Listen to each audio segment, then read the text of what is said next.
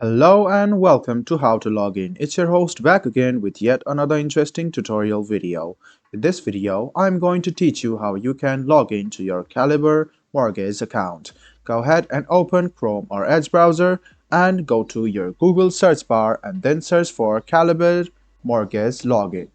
Click on the first link which appears and then you can directly see the sign in to my account option. Tap on it and it will lead you to the login portal from which you can log in to your Caliber Mortgage account. Wait for a while and then a login portal will appear. Go ahead and write down your username, and if you don't know your username, click on this link and you can know your username by entering your SSN or IITN number.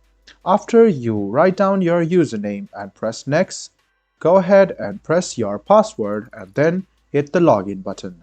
And if you want your browser to remember you, click on Remember Me and then log into your account.